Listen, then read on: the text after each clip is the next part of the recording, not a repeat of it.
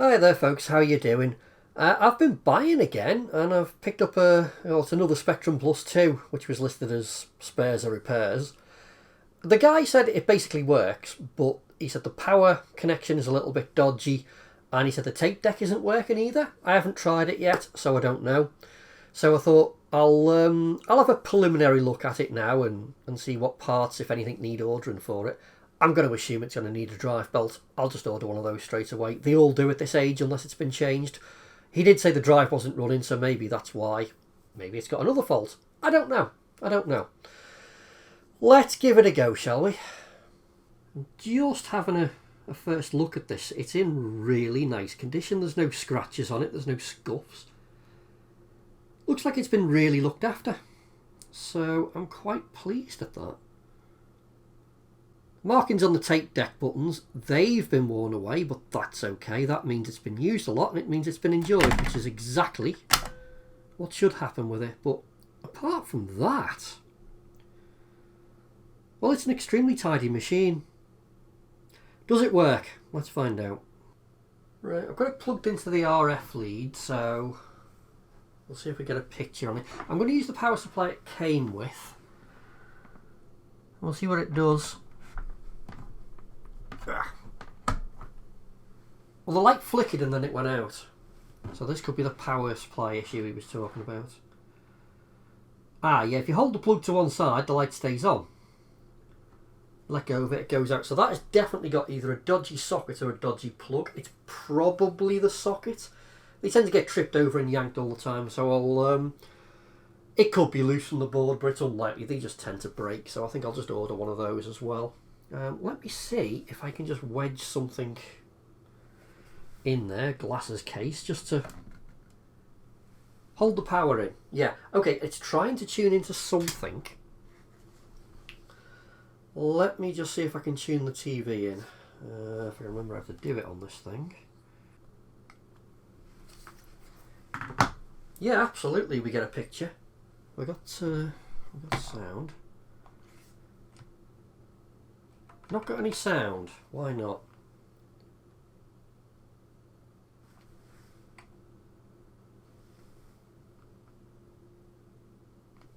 Got a picture, no sound. On RF at least. Let's try resetting it. With these, from the 1 to 8 models upwards, if you reset it and then hold the brake key, it'll go into a test. So it'll list all the colours and then it should produce a bleep. And it's not getting the bleep. I'm not getting any sound from it. Okay.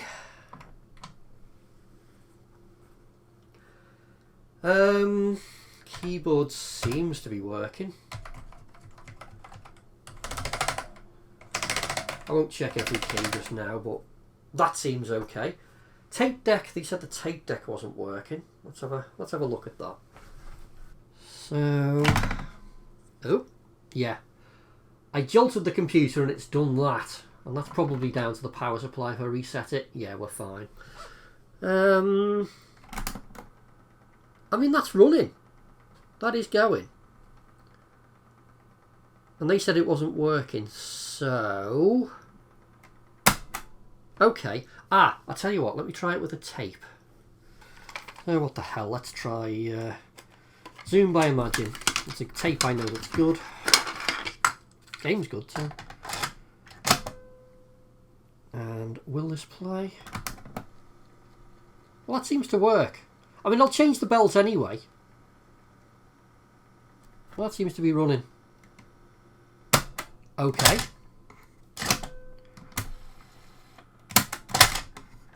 That's fine. It might just want a little service. It might be, I mean, there's not a lot of tape on this game. There's not a lot to pull around. So maybe with a bigger game, the belt's slipping. So wouldn't you know it, I've gone and ditched the RF lead and hooked it up to my RGB cable and yeah, we've got sound. So that rules out an awful lot. It's just not passing the sound through to the RF. I don't know how much I care about that, whether it's something I'm going to look at fix, but I don't know, maybe. It'd be nice to have it all working properly, I suppose. Let's try the old reset. Yeah. That's the tone I was expecting. That's what we should be getting. Okay, cool. I mean, you may or may not have seen other videos of mine, but if you have and you've seen my Spectrum Plus 2A video, you'll know I've already got a Spectrum Plus 2. Except, I kind of haven't, because although they're broadly compatible, these really are very, very different machines. So when Amstrad bought the Sinclair computer division back in, was it 1986, 87? I want to say 87, I'm not sure. They only had a few months to get their own version on the market, so what they did is they created their own version of the Spectrum 128, which was the heat-sinky toast rack one. They reworked that, they slapped a tape recorder on the end, but it's a very, very similar machine to that. When they brought out the Plus 2A, they completely revamped the electronics. So this is based on the Plus 3 architecture. I'll open them up and I'll show you exactly what I'm talking about. Well, it should come apart fairly straightforward. So, take the screws out the corners, I suppose. See, even the feet on the bottom of this are in good condition. It really has been looked after.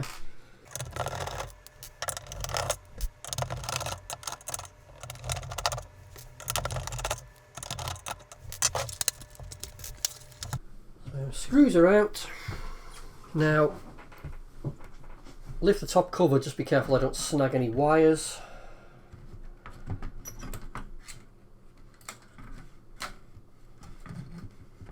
And it's caught slightly. Yeah. It's just, there's a heat sink that runs here, and you just need to, rather than pulling the case straight up, you'll snag the tape drive on the heat sink and you'll do damage, so you just need to be a little careful. I'll just unplug power connector for the tape drive. Then we've got the ribbon cables for the keyboard. And there we go. So it's quite a busy circuit board actually. So we've got the ROM, we've got the CPU, we've got all the RAM chips down here, I think. I'm assuming this is some sort of ULA. It looks like we've got another custom chip there. And then we've got the video circuitry. So yeah, it's very, very Spectrum-esque. Let me show you what's inside the Plus 2A and we'll look at the differences. So what a difference we've got here with the Plus 2A. There are, I think, a total of 15 chips on this board. With the Plus 2, there are 16 just for the RAM. So everything's been condensed down. It's a completely different architecture. You've still got your CPU. I'm assuming that's the ROM split over 2. Memory's been condensed down to 4 chips. And then you've got this surface mount here, which is controlling most of the functions of the computer. So it's a much simplified, much cheaper to build machine. You'll also notice, or you may not have noticed, I don't know, the voltage regulator is missing. That is because the power supply handles all of the voltage regulation on the Plus 2A and the Plus 3. So the Plus 2 Spectrum has an unregulated 9-volt supply coming in, and that's regulated down to the 5 volts needed by the computer by this 7805 and this rather large heatsink right here. So if we have a look inside the original Sinclair 128, we'll see some similarities. So we've got our voltage circuitry here, so we've got our coil, we've got our 7805 which goes to a heatsink, we've got all of our RAM chips down there as well. The ULA's got Amstrad stamped all over it, so I don't know if that's been replaced at some point or not. Quite possibly. I've had a couple of these, and the last one I had didn't have that. It had an NEC chip there, but whatever. Yeah, you've got the ROM, you've got the CPU, you've got the AY sound chip floating around somewhere. In terms of ports, we don't have the joystick ports on this, we do on here, so that was an addition by Amstrad. The keypad socket is here, although it's been moved to the back, whereas it's on the front on here. But yeah, you can see the architecture of this is much more similar to this than the Plus 2A is. And while I've got it apart, let's just have a little look at the tape mechanism, which actually seems pretty clean, but the belt, there's really not much tension on that at all, so that does need changing. But it's got 2 belts. There's another one down here, and I don't understand that. When I get it with a tape counter, but this doesn't have a tape counter, so why there's 2 belts I don't know. So whatever, I'll change them both. I'm sure I'll be able to find one that fits. Yeah, okay, so what I'll do then is I'll start ordering bits for this. I'll order some belts, I'll order a power socket. In terms of work, what does it need? It's going to need a bit of a clean. I'll strip the keyboard down, defluff it. Like I said, change the belts, change the socket. I might have a look at why I've got no sound on the RF. Although I'm really not that concerned about that, because it's not something I'm going to use. I might, if I think it's worth it, see about replacing the heatsink on the 7805 with modern switching regulator. Maybe that might help keep just case temperatures down. It's probably not a huge issue with something in such a big case, but yeah, whatever. I'll have a think about it. Yeah. And just a very quick note on the power supplies. This is what come with the Plus 2. And if you look at the one for the Spectrum 128, well, that's clearly come out exactly the same mould. So that's what they've done there. They are different slightly, I believe. They're both 9 volts unregulated, but this is 2.1 amps. And this one, 1.85. So this does have a little bit more of a higher output, and it's probably down to the tape deck usage. This is the one for the Plus 2.8. Well, it's actually off me Plus 3, but I use it for both computers. The only difference is the 12 volt line, I think. But yeah, it's much bigger because it's got more circuitry in it for the voltage regulation, which is all handled inside the power supply itself. Whereas these are just a rectification, a little bit of smoothing, and a transformer. That's all that's in there. This is a little bit more complex, which means the inside of the Plus 2.8 doesn't need to be. But again, I think... what's that kicking out? Yeah. 5 volts at 2 amps, plus 12 volts at 700 milliamps, and minus 12 volts at 50 milliamps. So yeah. Again, like I said, the Plus 2, the original Plus 2, has more in common with the Spectrum 128 than it does the Plus 2A. And that's just another example of it. So I'll leave this video here. It was just a video to introduce the machine, see how it compares to other Spectrum models.